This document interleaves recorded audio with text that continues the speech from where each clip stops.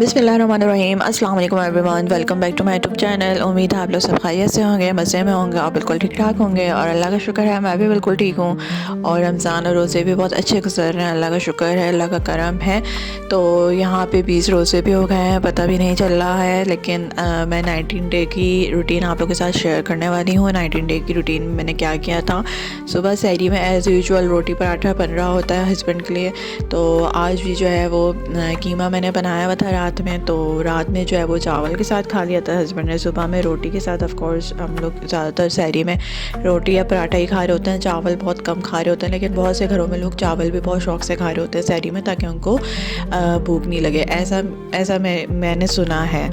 लेकिन हम लोग ने कभी भी चावल ऐसा जितना यूज़ नहीं किया सहरी में हम लोग चावल नहीं खाते हैं, रोटी और पराठा ही चल रहे होते हैं। जब आजकल मैं थोड़ी बहुत क्लीन ईटिंग कर रही हूँ या हेल्दी ईटिंग कर रही हूँ, तो मैंने रोटी छोड़ी हुई है एज़ यूजुअल। तो वरना तो मैं भी जो है वो रोटी ही और या फिर पराठा ही खा रही होती थी। एनीवेज़, तो यहाँ पे हस्बैंड के लिए रोटी मैं बना रही हूँ और साथ ही उनके लिए मैंने कीमा गर्म करने रख दिया है। और अपने लिए मैंने बनाना था एग में मैंने क्या किया है, 2 एग्स लिए हैं और यहाँ पे दोबारा डबल जर्दियों के एग निकल रहे हैं। तो मैं 2 यानी कि अगर 2 एग लिए तो उसमें से 4 जर्दी निकली थी, तो मैंने 2 जर्दियाँ निकाल दी थी, 2 एग यॉक निकाल दिए थे। बाकी मैंने लेके अंडा फेंट के उसके अंदर जो है वो बेबी स्पिनच मेरे पास रखे हुए होते हैं, तो वो मैं ख़राब ना हो जाए तो इस वजह से वो मैं अंडे में फेंट के खा लेती हूँ। ये फ़ायदेमंद भी होते हैं क्योंकि इसके अंदर आयरन होता है और आयरन की वैसे ही मुझ में बहुत कमी है।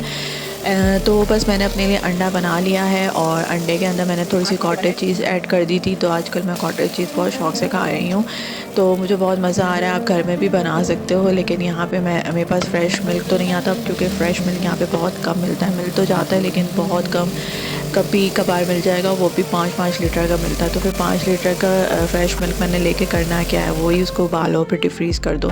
तो इस वजह से हम लोग नहीं लेते हैं। हम लोग फिर डिब्बे वाला ही मिल्क आ जाता है जिसमें आपका आधा दूध और आधा पानी होता है, हम लोग वही चाय में यूज़ कर लेते हैं। और जब पीना होता है उसके लिए मैं फिर फ्रेश मंगवा लेती हूँ, दूसरा डिब्बे वाला जो जिसमें 1 kg का मिलता है 1 लीटर का, वो मैं मंगवा लेती हूँ।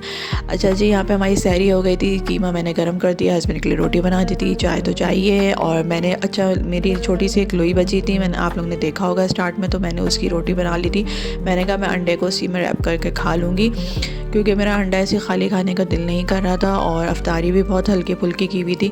तो इस वजह से ये मैंने रोटी खा ली थी और इस तरह से हमारी सहरी हो गई थी। और सहरी करने के बाद फिर हम वही सो गए थे, नमाज़ कुरान पढ़ा, बहुत सारा पानी पिया और सो गए। सोकर उठे तो अफ्तारी में क्या बनाया था वो मैं आप लोगों को आगे जाके दिखाती हूँ। अफ्तारी का टाइम हो गया था, तो मैं जो है वो होल व्हीट पास्ता लेकर आई थी और जो है वो मैं फ़र्स्ट टाइम ट्राई करने लगी हूँ।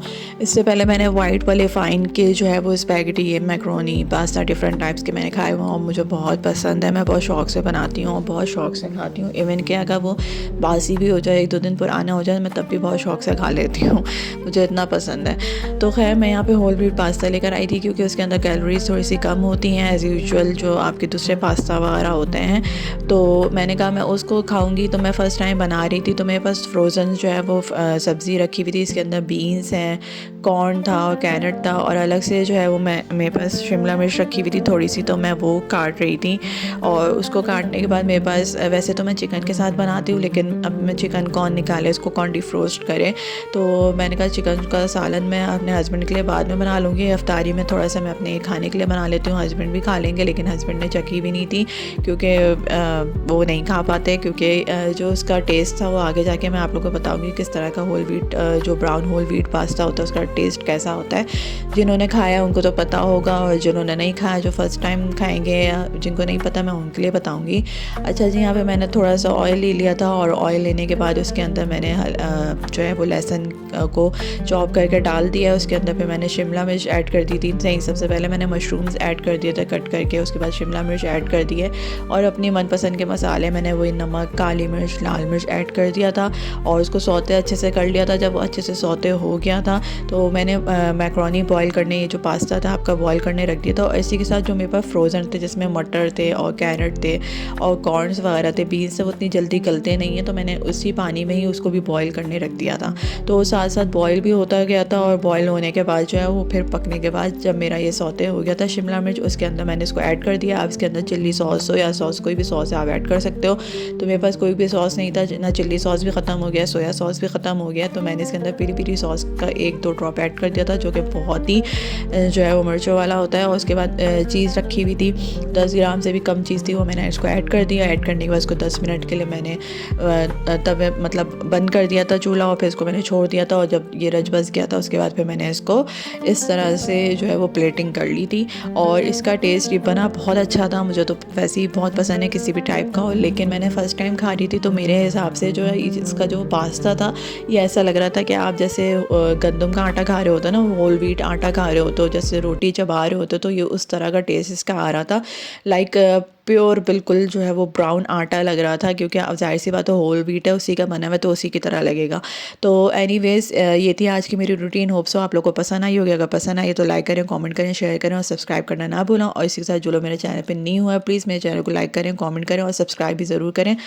नेक्स्ट वीडियो में मिलेंगे नेक्स्ट रूटीन के साथ, तब तक के लिए अल्लाह हाफ़िज़। आप सबने अपना बहुत ख्याल रखना है, मुझे दुआ में याद रखना है। Take care, bye bye.